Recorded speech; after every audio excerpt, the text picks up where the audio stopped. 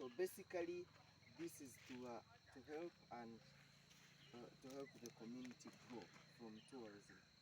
There are several mushrooming companies that have developed through the inspiration of Kafre, and very many of them are doing good. We're having over 200 species of birds, 8 species of primates, and basically those ones that are Diwano, and there are several other nocturnal primates as well. We're having bush bucks, bush pigs, squirrels, and lots of other wildlife, as well as the insect world.